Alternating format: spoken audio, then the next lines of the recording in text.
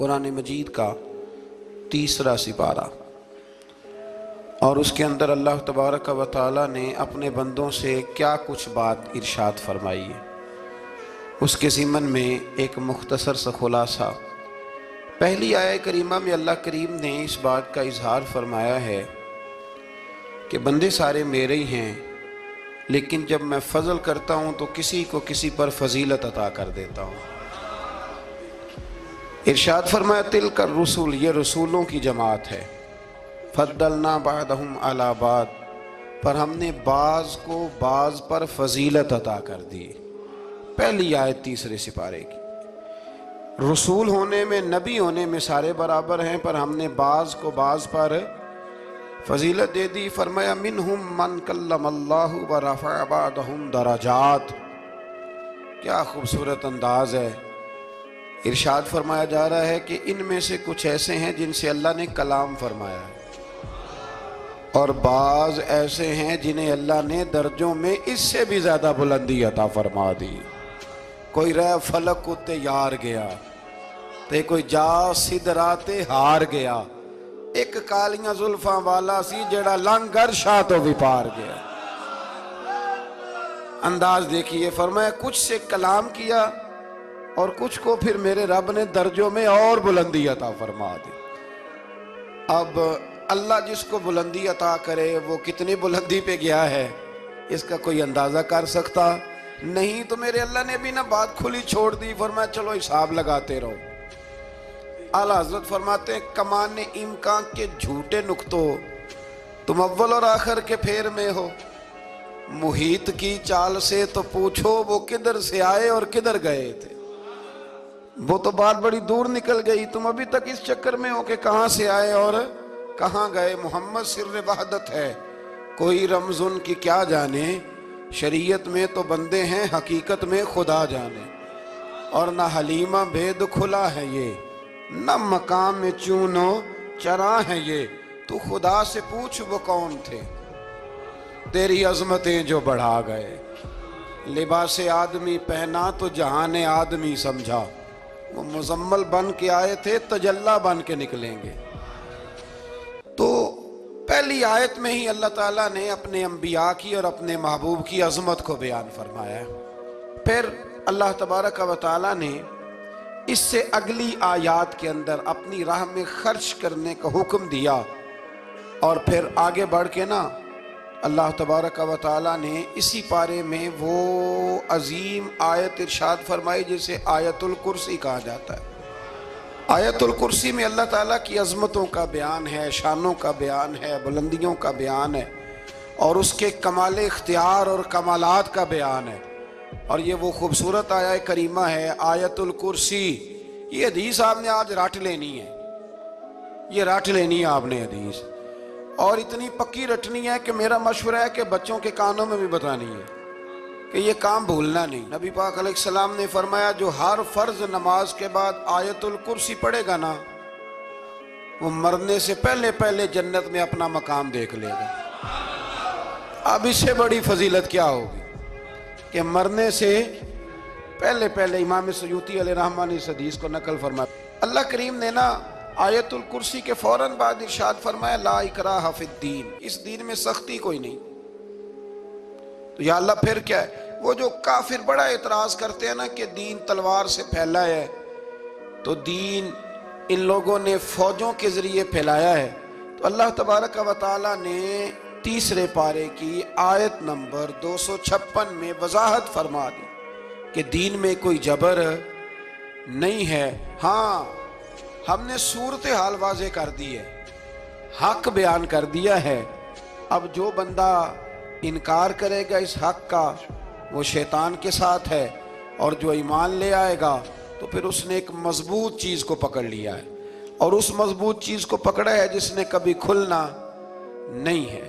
فرمایا دین میں کوئی جبر نہیں، سختی نہیں، لیکن نا دل اللہ کے کنٹرول میں ہے نا سارے، تو اللہ اگر چاہے تو سارے کافروں سے کلمہ پڑھوا دے، لیکن رب فرماتا ہے میں تمہیں حق بتاؤں گا، مان لو گے تو جنت ہے، نہ مانو گے تو جہنم ہے۔ اس لیے جبر والی بات کوئی نہیں۔ آگے اللہ تعالیٰ نے نا اسی پارے میں ارشاد فرمایا کہ اے محبوب علم تری الی الذی حاج ابراہیم فی ربہ، یہ بھی ایک انوکھی فطرت ہے انسان کی جس کو اللہ تعالیٰ نے اس پارے میں بیان فرمایا۔ محبوب آپ نے اس شخص کی طرف نہیں دیکھا جو حضرت ابراہیم سے جھگڑا کر رہا تھا ان کے رب کے بارے میں؟ جھگڑا کیوں کر رہا تھا؟ ان آتاہ اللہ الملک، کیونکہ اللہ نے اسے ملک عطا فرمایا۔ اللہ نے بادشاہی دیا تو وہ اللہ کے معاملے میں جھگڑے کرنے لگ گیا، وہ کہتا ہے میں ہی رب ہوں۔ تو حضرت ابراہیم علیہ السلام نے فرمایا میرا رب تو وہ ہے جو زندہ کرتا اور مارتا ہے۔ تو بیوقوف نے دلیل کیا دی؟ نمرود کہنے لگا میں رب ہوں، تو فرمایا میرا رب وہ ہے جو زندہ کرتا اور مارتا ہے، تو کہتا ہے میں بھی زندہ کرتا ہوں مارتا ہوں۔ دلیل کیا ہے؟ ایک سزائے موت کا قیدی منگایا اور حضرت ابراہیم علیہ السلام کے سامنے کہنے لگا بھی تمہاری سزا کیا تھی؟ وہ کہنے لگا کل پرسوں پھانسی ہونے والی تھی۔ کہنے لگا جاؤ تم آزاد ہو۔ کہنے لگا دیکھ لو میں نے زندگی دے دی نا، حالانکہ یہ پرسوں مر جاتا۔ اور ایک بے گناہ کو پکڑا، تلوار ماری اور قتل کر دیا۔ کہنے لگا دیکھو میں بھی تو زندگی اور موت دیتا ہوں۔ اب حضرت ابراہیم اس کی اس دلیل پر اعتراض کر سکتے تھے، آپ نے خاص غور کرنا ہے بات پہ۔ اعتراض کر سکتے کہ تو پاگل ہے، زندگی تو یہ ہے نا کہ جس کو تلوار سے مارا ہے اسے اٹھا کے دکھا، یہ اعتراض ہو سکتا تھا۔ لیکن جب کوئی بیوقوفوں جیسی دلیل دے نا، تو علم مناظرہ کا اصول یہ ہے کہ پھر اسے اس کی زبان میں جواب دیا جاتا ہے، پھر اس کو یہ نہیں آپ کہیں گے کہ یہ تو نے کیا کیا۔ اب جس طرح کا منہ ہوگا تھپڑ بھی، یہ بزرگوں کی مثالیں ہیں نا، تو اس نے کہا جی دیکھو میں نے بھی بندہ ایک زندہ کر دیا ایک مار دیا ہے۔ اب یہ اس کی بیوقوفوں جیسی دلیل تھی، لیکن چونکہ بندہ ہی بیوقوف تھا تو اس کی اس کو سمجھ نہیں آنی تھی، تو حضرت ابراہیم نے دلیل بدل لی اور آپ فرمانے لگے چلو پھر اگر یہی بات ہے تو میرا رب وہ ہے جو سورج کو مشرق سے نکالتا ہے اور مغرب میں غروب کرتا ہے۔ تو اگر رب ہے نا تو اس طرح کر فاتی بہا من المغرب، تو اسے مغرب سے نکال۔ چل یہ تو نے زندہ مردہ کر کے دکھا دیا نا، تو مغرب سے نکال۔ فبہت الذی کفر، تو کافر پریشان ہو گیا، اس لیے کہ وہاں سے نکال سکتا نہیں تھا۔ تو جب آپ کسی سے گفتگو کرتے ہیں نا تو الجھے نہیں، بات ایسی کریں جس کا کوئی جواب موجود نہ ہو۔ یہاں مفسرین نے ایک بڑی شاندار بات لکھی ہے۔ مفسرین کہتے ہیں کہ اگر وہ یہ کہہ دیتا نا یہاں پہ، کیونکہ بیوقوف تھا نا کہہ نہیں سکا، اگر کہہ دیتا نا کہ مشرق سے تو میں نکالتا ہوں، تو آپ اپنے رب سے کہیں وہ مغرب سے نکالے۔ تو مفسرین کہتے ہیں اگر حضرت ابراہیم فرما دیتے نا تو رب کریم نے سورج مغرب سے بھی نکال دینا تھا، لیکن فبہت الذی کفر، وہ یہیں پہ نہ رہ گیا۔ اللہ کے بندے ہیں نا، امام اعظم ابو حنیفہ رحمت اللہ علیہ کے سامنے ایک دہری آ گیا، وہ کہتا تھا کہ ساری مخلوق خود بخود بنی ہے۔ تو امام صاحب نے بھی علم مناظرہ کے ساتھ اس کے ساتھ گفتگو کی۔ وہ کہنے لگا جی خود بن گیا سارا کچھ۔ تو امام صاحب کہنے لگے چل چھوڑ، کل بات کریں گے تیرے ساتھ۔ وہ کل دوبارہ آیا تو امام اعظم دریا کے کنارے کھڑے تھے۔ کہنے لگا امام صاحب بڑے پریشان کھڑے ہو؟ تو آپ فرمانے لگے پریشان اس لیے ہوں کہ میں نے عجیب ہی نظارہ دیکھا ہے۔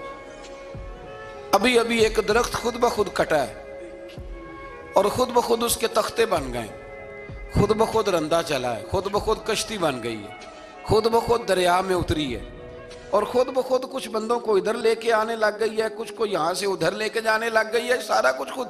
وہ کہنے لگا حضور سیانے بیانے بندے ہیں، کبھی کشتی بھی خود بخود بنی ہے، کبھی بندے خود بخود ادھر سے ادھر بھی گئے ہیں۔ آپ فرمانے لگے کشتی خود بخود نہیں بن سکتی تو اتنی بڑی کائنات خود بخود کیسے بن گئی؟ اور اگر بندے ادھر سے ادھر خود بخود نہیں آ سکتے تو بتا یہ سورج اور چاند خود بخود ادھر سے ادھر کیسے روز چلے جاتے ہیں؟ تھوڑی دیر چپ رہا، پھر آ کے امام اعظم کے ہاتھ چومے اور کہنے لگا آپ نے تو کمال کر دیا، میرا ذہن صاف ہو گیا، مجھے کلمہ پڑھائے، میں بھی مدینے والے محبوب کا غلام بن جاتا۔ تو پکی دلیلوں کے ساتھ گفتگو کرتا ہے قرآن پاک، پکی دلیلیں۔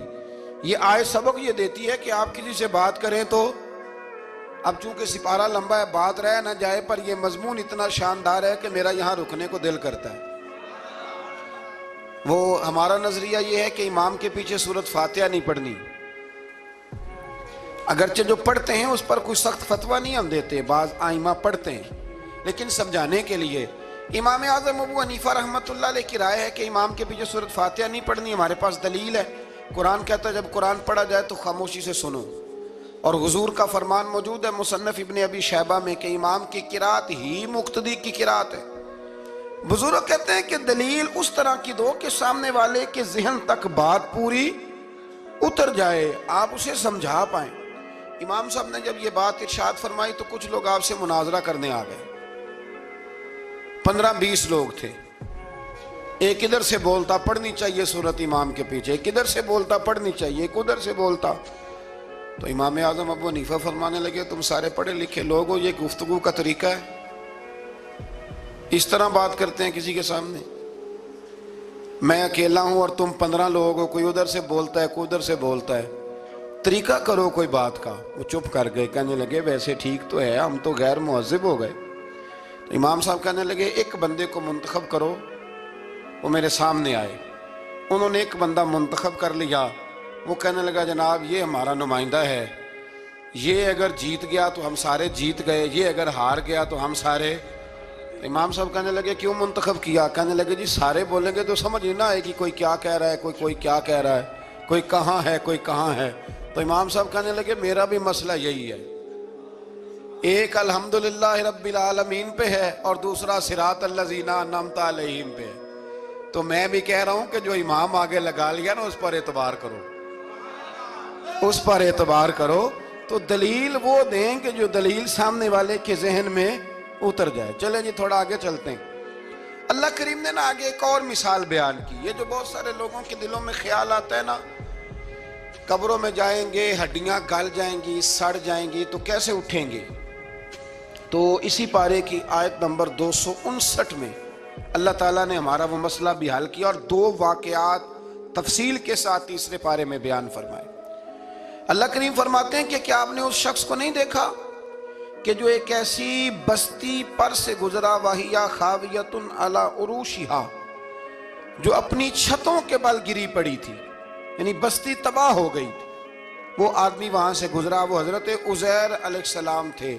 بہت سارے مفسرین کے نزدیک بعض نے یہ لکھا ہے کہ چونکہ یہاں اللہ نے کسی کا ذکر نہیں کیا تو ہم بھی کسی کو مخصوص نہیں کرتے، لیکن کثیر کی تعداد یہ ہے کہ حضرت عزیر تھے، آپ گزرے ایک بستی میں تو آپ نے دیکھا کہ وہ بستی تباہ حال ہو گئی ہے اور زمین پلٹ دی گئی ہے، چھتوں کے اوپر لوگ مرے ہوئے پڑے ہیں۔ تو آپ کے دل میں خیال آیا کہ یا اللہ تو انہیں کیسے زندہ کرے گا بعد موتہا، مرنے کے بعد۔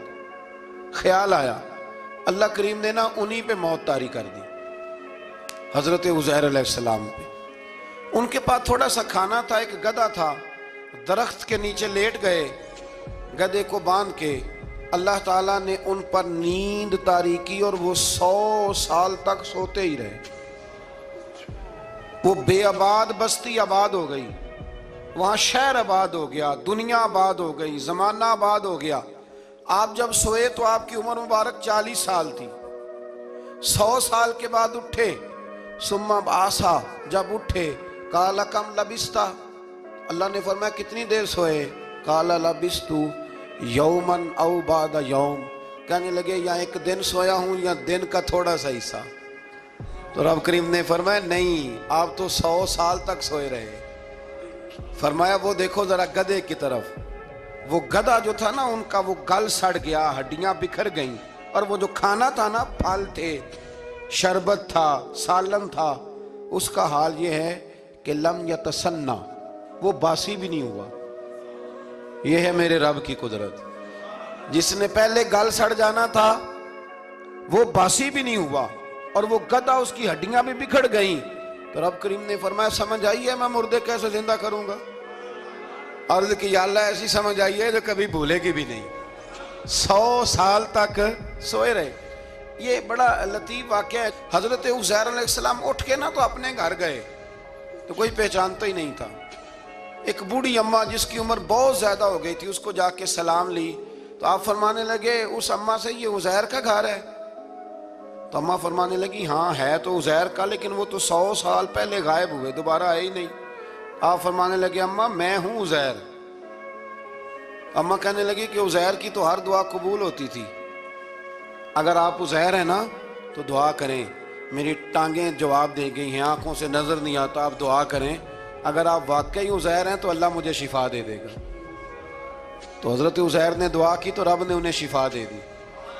حضرت عزیر کی عمر اس وقت بھی 40 سال تھی۔ حضرت عزیر کی عمر جب گئے تب بھی، واپس آئے تو، اور حضرت عزیر کا بیٹا ان سے ملا تو اس کی عمر 118 سال تھی، پوتے بھی بوڑھے تھے۔ لوگوں نے حضرت عزیر علیہ السلام سے کہا یہ کیا ہے؟ فرمانے لگے یہ میرے اللہ کی قدرت ہے، یہ میرے رب کی قدرت ہے۔ آج بھی آپ دیکھ لیں کہ کچھ لوگوں کے بال ساری زندگی سفید نہیں ہوتے، اور کچھ 17 سال کے 16 سال کے نوجوان ہیں تو سارا سال ان کا سفید ہو جاتا ہے، علامات وہ آ جاتی ہیں جو بوڑھوں میں ہوتی ہیں۔ تو اللہ تبارک و تعالیٰ نے فرمایا کہ یہ ہماری قدرت ہے، اس طرح کر کے ہم مردوں کو زندہ کریں گے۔ جب مومن قبروں سے اٹھیں گے نا، مومن آنکھ کھلے گی تو کہیں گے سویرا ہو گیا، جیسے ابھی سوئے تھے نا، کہیں گے دن چڑھ گیا، تو اللہ فرمائے کہ ہاں دن بھی چڑھ گیا ہے اور رب رسول کے دیدار کا نظارہ بھی تمہیں دیا جائے گا، اٹھو بڑی شاندار صبح ہوئی ہے۔ اور کافر جب اٹھے گا تو کہے گا اوہو اب میرے لیے کیا نئی سزا ہے۔ تو اس سے بالکل آگے متصل حضرت ابراہیم علیہ السلام کا وہ واقعہ اسی پارے میں ذکر کیا گیا ہے۔ جب حضرت ابراہیم علیہ السلام نے کہا تھا کہ اے اللہ مجھے دکھا تو مردے کیسے زندہ کرے گا، تو رب کریم نے فرمایا یقین نہیں، عرض کی یا اللہ اطمینان قلبی کے لیے۔ ایک علم الیقین ہوتا ہے، ایک عین الیقین ہوتا ہے، ایک حق الیقین ہوتا ہے۔ کہ یا اللہ میں اطمینان قلبی کے لیے، تو اللہ نے فرمایا 4 پرندے لے لو۔ حضرت ابراہیم علیہ السلام نے 4 پرندے لیے، کچھ نے لکھا ہے کوا تھا، مور تھا، مرغی تھی، کبوتر تھا، مختلف نام آئے۔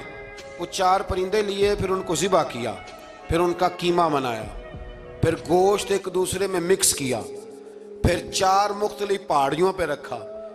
اللہ نے فرمایا مکس ہو گئے نا آپس میں، اب تم آواز دو۔ حضرت ابراہیم نے آواز دی اور رب نے زندگی دی، اور وہ پرندے اپنی ٹانگوں پر چلتے ہوئے حضرت ابراہیم کے پاس آ کے کھڑے ہوئے۔ تو فرمایا ابراہیم جس طرح ان کو زندہ کیا نا، اسی طرح پھر قبروں سے میں ہڈیاں بھی زندہ کر کے نکال دوں۔ میں ایک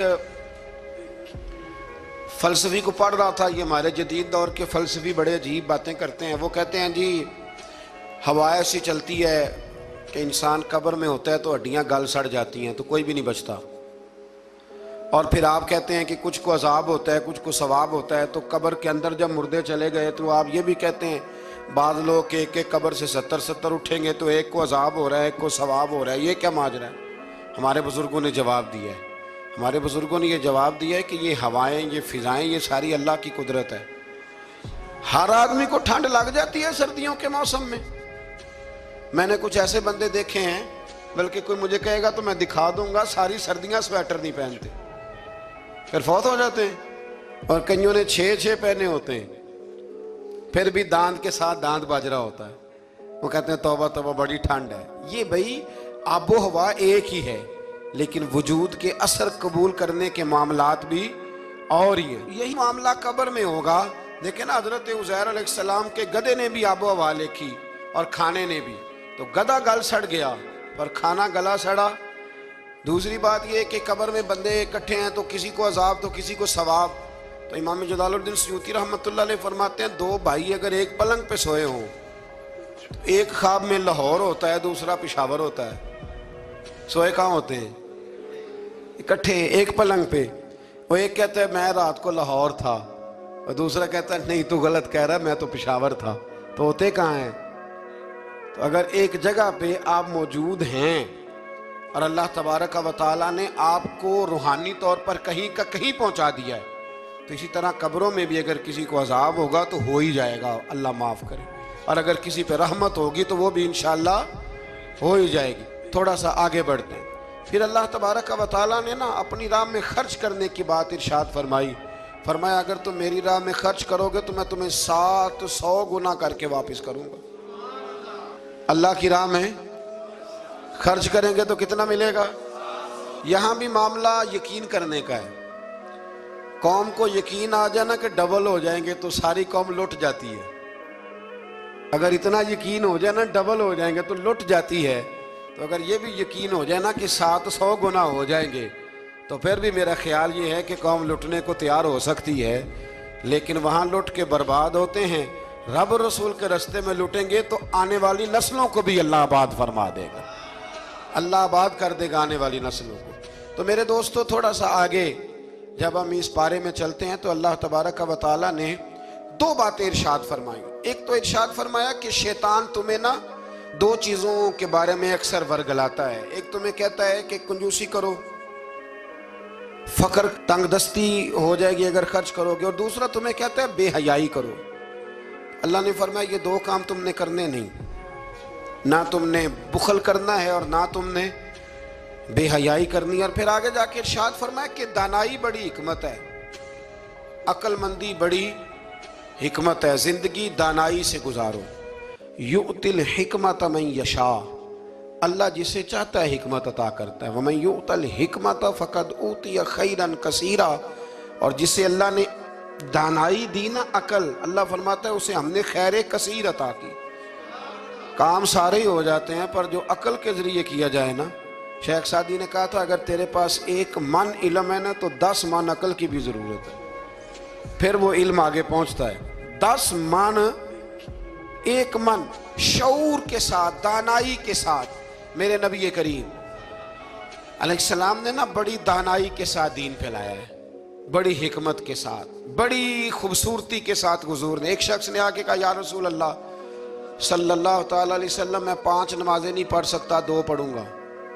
تو صحابہ کہتے ہیں ہمارے دل میں خیال آیا کیسے اجازت ملے گی, نماز تو فرض عین ہے, ہر نماز کی ہر رکعت کا ہر سجدہ فرض ہے, اور یہ پوری 3 نمازوں کی چھٹی مانگ رہا ہے. لیکن حضور نے حکمت سے دین پھیلایا, دانائی سے. مسند امام احمد بن حنبل میں موجود ہے, حضور نے فرمایا اگر 2 نمازیں پڑھو گے 3 نہ پڑھو گے تو کلمہ تو پڑھ لو گے نا دل سے. حضور پڑھ لوں گا, فرمایا چل تو 2 ہی پڑھ لینا, کلمہ پڑھ صحیح. حضرت ابو ہریرہ کہتے ہیں اس نے 3 نمازوں کی چھٹی کی شرط پر کلمہ پڑھا, ابھی پورا ہفتہ نہیں ہوا تھا کہ اس نے 5 نمازیں کیا تہجد بھی شروع کر دی. اس شخص نے پھر اشراق اور چاشت بھی پڑھی, وہ ساری رات مصلی پہ بھی بیٹھا.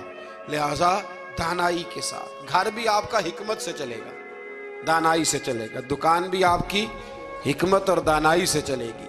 تو مسلمان اس کو نہیں کہتے جو جذباتی ہو جائے, جو فٹافٹ مرانے پہ اتر آئے, اس کو کہتے ہیں جو بڑی دانائی کے ساتھ حکمت کے ساتھ چیزوں کو لے کے آگے بڑھتا ہے. پھر اللہ تبارک و تعالیٰ نے نا 5ویں سے 6ٹھے رکوع میں سود کی حرمت بیان کی, اور اللہ کریم نے فرمایا کہ یہ جو لوگ کہتے ہیں نا کہ سود بھی تجارت کی طرح ہی ہے, یہ بھی تو کاروبار ہی ہے, فرمایا قیامت کے دن یہ اس طرح کھڑے کیے جائیں گے جس طرح کسی کو شیطان چھو لینا. شیطان چھوتا ہے تو وہ آدمی یوں ہو جاتا ہے جیسے پاگل ہو گیا ہے. تو ان لوگوں کو جو سود اور کاروبار کو ایک کہتے ہیں, انہیں بھی قیامت میں پاگلوں کی طرح کھڑا کیا جائے گا. اور پھر اللہ تعالیٰ نے حکم دیا, فرمایا سود چھوڑ دو جو باقی رہ گیا ہے, اس سے جان چھڑا لو. اور اگر تم نے ایسا نہ کیا فَإِن لَمْ تَفْعَلُوا, اگر تم نے ایسا نہ کیا فَأْذَنُوا بِحَرْبٍ مِّنَ اللَّهِ وَرَسُولِهِ, پھر اللہ اور اس کے رسول سے جنگ کرنے کے لیے تیار ہو. طویل ترین آیت قرآن مجید کی, آیت نمبر 282. اس میں اللہ تعالیٰ نے فرمایا جب بھی تم نے لین دین کرنا ہے اسے لکھنا ہے. ایک لفظ سے نا مجھے تو کئی دفعہ چڑی ہو جاتی ہے, وہ لفظ ہے کہ مجھے اعتبار ہے. میں کہتا ہوں کہ وہ والدین بڑے ظالم ہیں جو کہتے ہیں مجھے جوان بچی اکیلی کالج جاتی ہے تو مجھے اعتبار ہے. جوان بچے کو 10-20 ہزار روپیہ جیب میں ڈال کے گلی میں بھیج دیتے ہیں اور کہتے ہیں مجھے اعتبار ہے. اسی طرح وہ لوگ بھی بڑے ظلم کرتے جو اپنے بھائی کے ساتھ لین دین کرتے ہیں, تحریر نہیں کرتے اور کہتے ہیں مجھے اعتبار ہے. اللہ کو بھی تو اعتبار ہے نا اپنے بندوں پہ. تو رب فرماتا ہے میرے بندو جب لین دین کرو تو اسے لکھ لو. یہ قرآن کا حکم ہے, یہ میرے رسول کی سنت ہے, یہ میرے نبی کا طریقہ ہے. جب بھی لین دین کریں اسے تحریر کریں, اسے طے کریں, اچھے طریقے سے نوٹ کریں, تاکہ وہ کسی جگہ پہ جا کے بھی کوئی معاملہ بھی کمزوری کا باعث نہ بنے. تو اس آیہ کریمہ میں اللہ کریم نے یہ بھی ارشاد فرمایا کہ للہ ما فی السماوات و ما فی الارض، آگے جا کے فرمایا کہ زمین آسمان میں جو کچھ بھی ہے ان سب کا مالک اللہ ہے۔ ہمیں اللہ نے جو کچھ دیا نا وہ استعمال کرنے کے لیے دیا ہے۔ اگر ہم مالک ہوتے تو قیامت میں حساب نہ دیتے، مالکوں نے کبھی حساب نہیں دیا، حساب تو منشی دیتے ہیں۔ اللہ نے ہمیں استعمال کرنے کے لیے چیزیں دی ہیں، اس لیے اللہ فرماتا ہے ثم لتسألن یومئذ عن النعیم، قیامت میں نا میں تم سے ایک ایک نعمت کے بارے میں سوال کروں گا۔ تو یہ ساری امانتیں ہیں اللہ کی، جتنا کچھ ہمارے پاس ہے، وہ کوئی بھی صلاحیت ہو، کوئی بھی قوت ہو، تو اس کو صحیح صحیح استعمال کریں امانت کو۔ پھر میرے عزیز، اللہ تبارک و تعالیٰ نے نا اس سورہ مبارکہ کے آخر میں ہمیں ایک دعا سکھائی ہے، وہ بڑی شاندار دعا ہے، ہر چیز طلب کرتی ہے کہ اس کو پڑھا جائے، دیکھا جائے، پر اس دعا کے آخری لفظ یہ ہیں واعف عنا، اللہ ہم سے درگزر فرما، اور آخری لفظ یہ ہیں کہ واغفر لنا، اللہ ہمیں بخش دے، وارحمنا، اور اللہ ہم پہ رحم فرما، اس لیے کہ انت مولانا، تو ہی ہمارا مددگار ہے، فانصرنا علی القوم الکافرین، اللہ کافروں کے مقابلے ہمیں ہماری مدد فرما۔ تو پھر آگے سورہ آل عمران شروع ہوتی ہے۔ سورہ آل عمران کے بالکل ابتدا میں اللہ کریم نے فرمایا کہ قرآن پاک میں دو قسم کی آیات ہیں، کچھ آیات بالکل واضح ہیں اور کچھ آیات ایسی ہیں کہ جو متشابہ ہیں، جن کو سمجھنے کی ضرورت ہے۔ تو فرمایا جن کے دلوں میں کجی ہے نا، کھوٹ ہے، وہ متشابہ آیات کے پیچھے جاتے ہیں۔ کچھ آیات بالکل واضح ہیں، کچھ کو سمجھنے کی ضرورت ہے۔ تو دو لوگ قرآن پڑھ پڑھ کے فساد برپا کرتے ہیں، یہ وہ لوگ ہیں جو متشابہات کے پیچھے لگتے ہیں، واضح آیات کی طرف نہیں جاتے۔ ہمارے زمانے میں بھی ہم دیکھتے ہیں کہ قوم یہ جو واضح آیات ہیں ان پر عمل نہیں کرتی، بلکہ کچھ ایسی آیات، کچھ ایسی باتیں جن کو بڑی گہرائی اور گہرائی سے سمجھنے کی ضرورت ہے وہ لے کے آ جاتی ہیں، کہتے ہیں یہ فلسفہ بیان کریں۔ تو میں کہا کرتا ہوں جو سیدھی سیدھی چیزیں ہیں پہلے ان پہ عمل کر لو نا۔ نمازیں 5 فرض ہیں، وہ پہلے پڑھو نا۔ ماں باپ کی خدمت فرض ہے، وہ کرو۔ حق سچ بولو، حلال روزی کھاؤ، جو ہے وہ دیانتداری کا مظاہرہ کرو، تو یہ کام کرو نا۔ پھر آگے فلسفے میں بھی چلے جائیں گے، پھر منطق کی باتیں بھی چھیڑ لیں گے۔ تو جو واضح واضح چیزیں ان پر تو عمل کر لیں، وہ باریکیوں میں جانا، پہیلیاں جو ہے وہ بجھانا اور بڑی بڑی عجیب باتیں کرنا، ان سے نکلیں۔ اللہ تبارک و تعالی ہمیں سمجھنے کی توفیق عطا کرے۔ پھر اس سے آگے جا کے نا اللہ تبارک و تعالی نے اسی آیہ کریمہ کے اندر حضرت مریم کا ذکر فرمایا ہے۔ جناب مریم سلام اللہ علیہا اللہ تبارک و تعالی کی وہ پاک باز بندی ہیں جن کی ماں نے منت مانگی تھی کہ اللہ اگر تو مجھے بچہ دے گا نا تو میں وہ تیرے رستے میں دے دوں گی۔ یہ حضرت عمران علیہ السلام کی صاحبزادیاں جناب مریم اللہ کی ولیاں ہیں۔ عورت نبی ہو سکتی، یہ کیا ہیں؟ اللہ کی ولیہ۔ تو حضرت مریم جب وہ بچہ پیدا ہوا ان کی ماں نے منت مانگی تھی۔ یہ قرآن مجید ہے، یہ 3 پارہ ہے، اور اس کی جو آیات ہیں وہ ہیں آیت نمبر 34-35۔ اس سے آگے جب آپ چلیں گے تو یہ سارا مضمون سورہ آل عمران میں آپ کو ملے گا۔ تو جب آپ کی ولادت ہوئی تو بیٹی پیدا ہو گئی، تو اب حضرت جناب مریم سلام اللہ علیہا کی جو والدہ تھی نا، وہ ان کو لے گئی جناب زکریا علیہ السلام کے پاس، وہ ان کے خالو تھے۔ کہا میں نے منت مانگی تھی کہ میں بچہ ہوگا تو مسجد کے لیے وقف کروں گی، تو اللہ نے بچی دی ہے۔ تو حضرت زکریا نے جناب مریم کے لیے اوپر چھت پہ ایک محراب بنا دیا، وہ محراب کے اندر رہتی تھی، وہاں عبادت کرتی تھی۔ حضرت زکریا آپ کے خالو بھی تھے، اللہ کے پیغمبر بھی تھے، وہ وہاں بیٹھا کرتے تھے اور ان کی پرورش کرتے، کھانے پینے کا خیال کرتے۔ بڑی خاص بات ہے، عقیدے کی بات ہے۔ جب سے پہلا سپارہ ہم نے شروع کیا نا تو تھوڑی سی دیر کے بعد وہ عقیدہ آ جاتا ہے جس عقیدے پہ اللہ تعالیٰ نے مجھے اور آپ کو قائم رکھا ہوا ہے۔ ذرا دیکھیں یہاں بھی بات کھل کے کیسے واضح آتی ہے۔ حضرت جناب مریم جب جوان ہو گئیں تو حضرت زکریا ایک دن اندر داخل ہوئے تو دیکھا کہ وہاں بے موسم پھل پڑے ہوئے ہیں، موسم بھی نہیں ہے اور وہ پھل موجود ہیں۔ تو اللہ کے نبی نے اللہ کی ولیہ سے پوچھا کہ یہ کہاں سے آئے؟ انا لکی ھذا، پوچھنے لگے حضرت زکریا یہ کہاں سے آئے؟ قالت ہوا من عند اللہ. تو حضرت مریم کہنے لگی یہ میرے اللہ کی طرف سے آئے ہیں, یہ مجھے اللہ نے دیے ہیں. اور ان اللہ یرزق من یشاء بغیر حساب, اور جب رب کسی کو رزق دیتا ہے تو پھر بغیر حساب و کتاب ہی عطا فرماتا ہے. تو حضرت زکریا کے پاس اولاد کوئی نہیں تھی, بوڑھے ہو گئے تھے. جب دیکھا نا کہ اللہ کی ولیہ کو اللہ نے بے موسم پھل دے دیے ہیں تو خیال آیا کہ میں بھی بوڑھا ہوں, میری بیوی بھی بوڑھی ہے, تو اگر رب اپنی ولیہ کو بے موسم پھل دے سکتا ہے اور دیتا ہے اپنے کرم سے, تو اپنے نبی کو بھی تو بغیر موسم کی اولاد دے ہی سکتا ہے نا. اب موسم تو گزر گیا, بڑھاپا آ گیا, لیکن وہاں کھڑے ہو کے حضرت زکریا نے دعا مانگی, رب نے قبول فرمائی, اور حضرت یحییٰ علیہ السلام حضرت زکریا کو عطا فرمائے.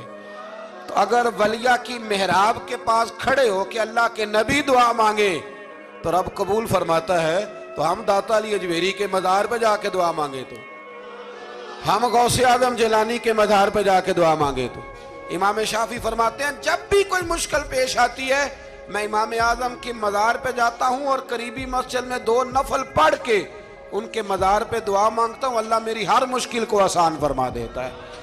تو بھئی یہ تو قرآن مجید کی آیات ہے نا, ان کو تو کھول کے دیکھو نا. کوئی اور معنی اس آیت کا, کوئی اور تفسیر, کوئی اور مفہوم. حضرت زکریا اس کے علاوہ بھی تو دعا مانگ سکتے تھے نا, لیکن انہوں نے جناب مریم کے پاس بغیر موسم کے پھل دیکھے تو دعا مانگی, بغیر موسم کے پھل دیکھے. اور یہ بھی اللہ کا فضل ہے کہ ولیہ کے پاس دیکھے, تو ولیوں والا مسئلہ حل ہو گیا. اگر وہ نبی ہوتی تو لوگوں نے فٹافٹ کہہ دینا یہ تو نبیوں کی بات ہے.